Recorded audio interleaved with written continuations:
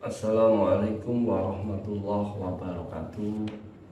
Salam sehat untuk anak-anak teknik komputer jaringan dan telekomunikasi kelas 11 SMK Negeri 1 Brondong. Pada kali ini saya akan memberikan materi penjelasan tentang pembelajaran teknologi jaringan kabel dan nirkabel pada kali ini. Teknologi jaringan kabel dan nirkabel saya mulai dari menjelaskan apa toh jaringan kabel itu. Jaringan kabel atau disebut network wiring adalah jaringan komputer yang menghubungkan satu komputer dan komputer lainnya dengan media berupa kabel jaringan.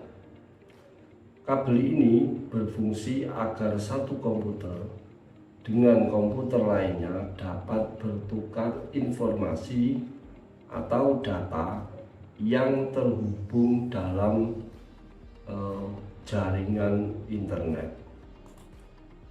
Jenis-jenis kabel jaringan di sini ada 3 jenis kabel jaringan yang banyak digunakan dalam membangun sebuah jaringan pada saat ini.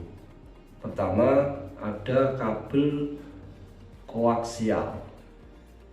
Kabel koaksial adalah seperti berikut gambarnya.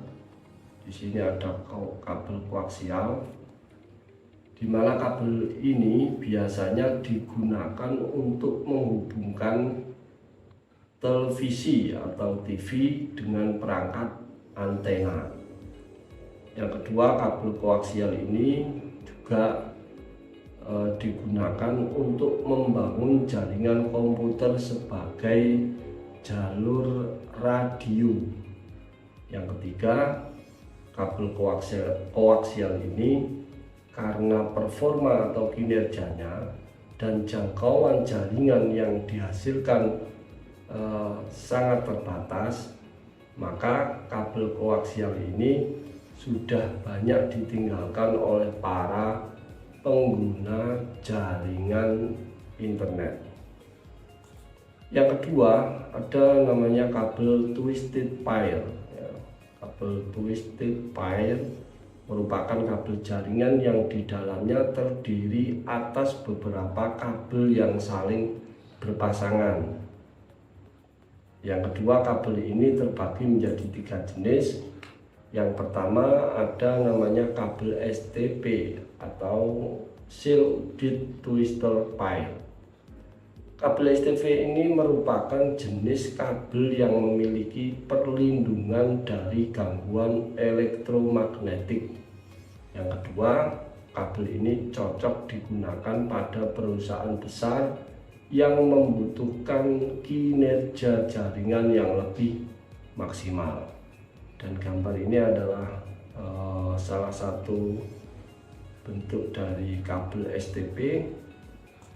Yang kedua, kabel FTP atau folded twisted pair.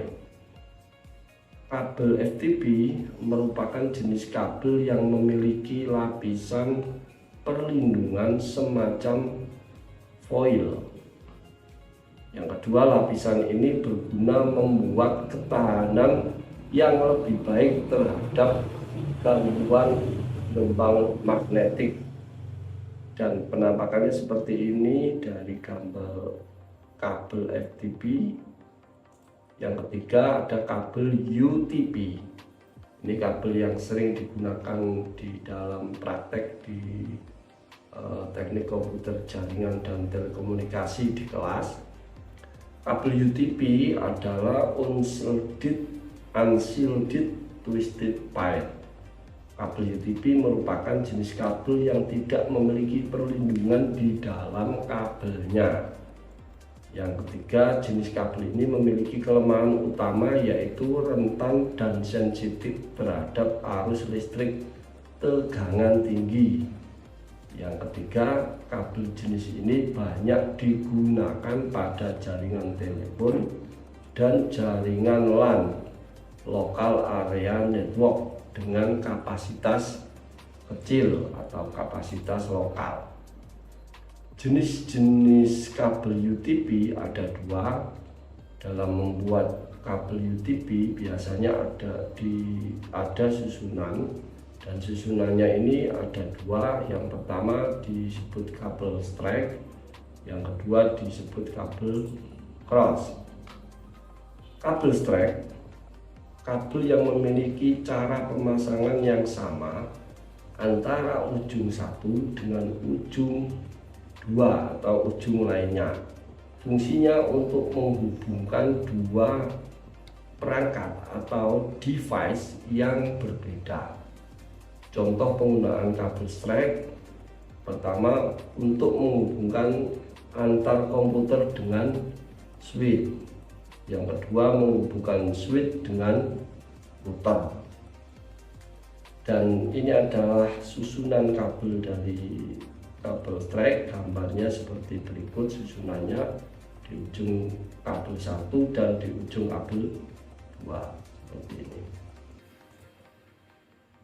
Yang kedua ada susunan kabel UTP cross, di mana kabel cross merupakan kabel yang memiliki susunan berbeda antara ujung satu dengan ujung 2. Kabel cross digunakan untuk menghubungkan dua perangkat atau device yang sama.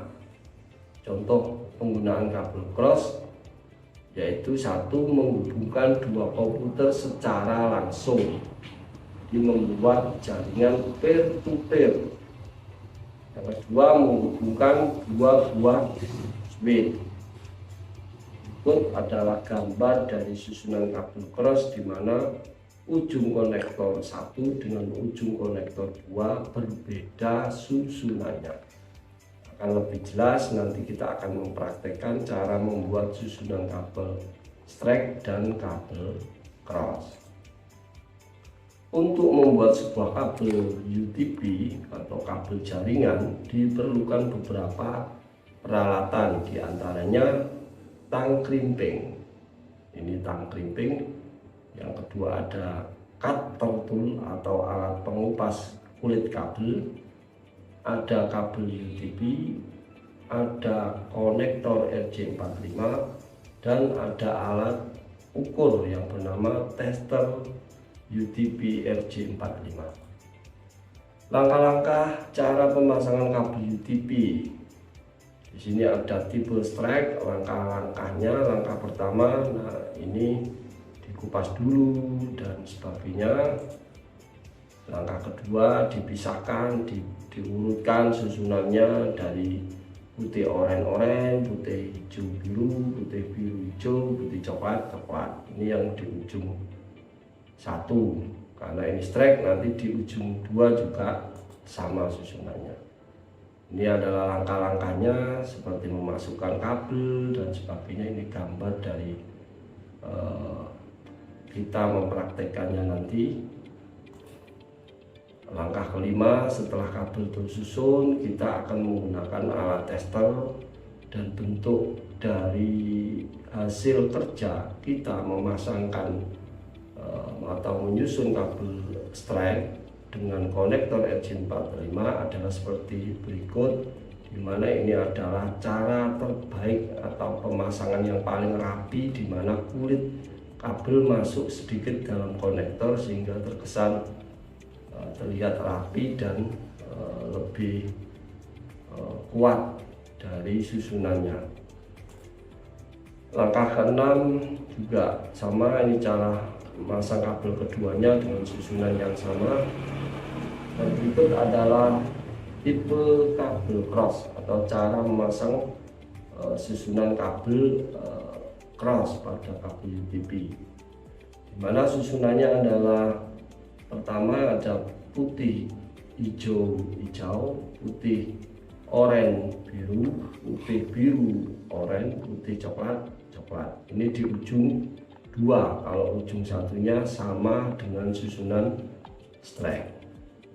Ini langkah-langkahnya, dan menginjak selanjutnya bagaimana cara kita mengetahui tentang kabel fiber optik. Ini adalah kabel fiber optik. Kabel fiber optik merupakan jenis kabel jaringan yang memiliki spesifikasi tinggi dan mampu memberikan performa serta kualitas sangat bagus dan stabil. Pada umumnya, kabel fiber optik ini digunakan untuk membangun jaringan MAN, MAN, Metropolis Area Network, One Wide Area Network, dan bahkan dipakai membangun jaringan lokal atau jaringan LAN. Kelebihan jaringan kabel. Dalam sebuah jaringan yang memakai media kabel, itu kelebihannya salah satunya yang pertama, harga relatif murah dalam menyusun jaringan. Dua, tingkat keamanan relatif tinggi. Yang ketiga, performa jaringan dan bandwidth yang lebih tinggi. Yang keempat, proses instalasi yang mudah. Yang kelima, biaya yang murah dalam investasi jaringan. Yang terakhir, koneksi jaringan lebih cepat daripada nirkabel. Kekurangan jaringan kabel diantaranya adalah kerapian yang kurang karena kabel yang berantakan atau semrawut. Ini dimulai dari bagaimana kita cara menyusunnya saat ngerimping dan sebagainya. Dua, jangkauan dan akses klien yang terbatas karena kabel jadi akan sangat terbatas karena ruangan dan jarak. Yang ketiga, susah jika ada perluasan jaringan.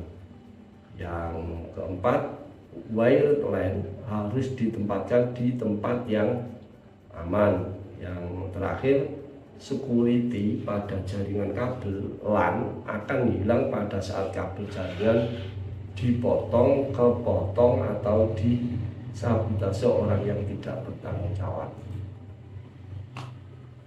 Selanjutnya, pada pembelajaran teknologi jaringan kabel dan nirkabel, kita menginjak di jaringan nirkabel atau sering disebut jaringan wireless.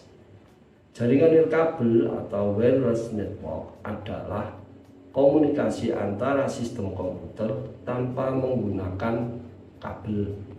Dua, jaringan nirkabel dapat dipakai untuk jarak dekat maupun jarak jauh. Yang ketiga, jaringan nirkabel biasanya menggunakan media transmisi seperti gelombang radio, gelombang mikro, dan cahaya inframerah. Pembagian jaringan nirkabel berdasarkan jangkauannya. Yang pertama ada namanya WPAN, di mana WPAN ini adalah kepanjangan dari Wireless Personal Area Network. WPAN adalah teknologi wireless seperti Bluetooth dan infrared. Yang kedua, Bluetooth menjangkau area berkisar 30 kaki sampai dengan 1 kaki, ini sama dengan 12 inci. Dan di samping ini adalah topologinya bagaimana jaringan WPAN, Wireless Personal Area Network. Yang kedua ada namanya WLAN, Wireless Local Area Network. Jaringan ini dibentuk oleh beberapa pemakai yang menggunakan perangkat access point yang sering disebut AP. Dengan access point, pengguna wireless bisa dengan cepat dan mudah untuk terhubung kepada jaringan LAN kabel secara wireless. Dan ini adalah gambaran perangkat dan topologinya, di mana di sini ada access point, ada laptop, ada HP, di mana bergambar biru ini adalah signal yang dipancarkan, di mana laptop dan HP ada perangkat yang mampu menerima signal dari access point yang disebut receiver. Yang ketiga, berdasarkan jangkauannya jaringan nirkabel ini, yang ketiga adalah WMAN, Wireless Metropolitan Area Network. Teknologi ini ini menghubungkan bangunan-bangunan yang berbeda dalam suatu daerah, sehingga tidak perlu memasang kabel pendatar atau fiber untuk terhubung ke jaringan satu dengan jaringan lain yang ada di gedung itu.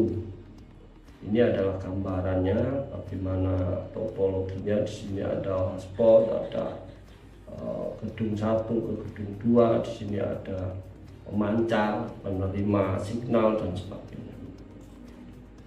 Pembagian yang keempat adalah ada jaringan WLAN, W1 ya. Yang keempat ada namanya W1, Wireless Wide Area Network. W1 ini menggunakan teknologi jangkauan yang lebih luas seperti 2G, 3G, 4G, 5G sekarang mungkin berkembang seperti itu. Dan ini adalah gambaran perangkat dan topologi yang ada di jaringan W1. Macam-macam teknologi wireless ini media yang digunakan membangun jaringan wireless. Di sini ada Bluetooth, ini adalah simbolnya, ada Wi-Fi, wireless fidelity, dan di sini ada WiMax, Wi-Fi maksimal. Kelebihan jaringan nirkabel, kelebihannya pertama jangkauannya luas, dua murah dan mudah untuk dipindahkan, yang keempat dapat terkoneksi ke jaringan sewaktu-waktu, yang keempat fleksibilitas tempat. Kekurangan jaringan nirkabel, pertama alatnya cukup mahal, keamanan data kurang terjamin, yang ketiga sinyal sering terputus-putus, yang keempat intervensi gelombang sehingga mengganggu koneksi jaringan. Demikian anak-anak penjelasan materi tentang teknologi jaringan kabel dan kabel yang bisa saya jelaskan di pertemuan kali ini, dan kita nanti akan masuk pada pembelajaran praktik dengan simulator paket Cisco, atau nanti kita praktik dengan perangkat yang sebenarnya bagaimana membangun jaringan kabel dan jaringan nirkabel dalam pembelajaran kali ini. Saya kira cukup dari penjelasan saya, kurang lebihnya mohon maaf, dan anak-anak selalu semangat untuk belajar lebih giat, belajar yang lebih inovatif. Dan sekian saya akhiri. Wassalamualaikum warahmatullahi wabarakatuh.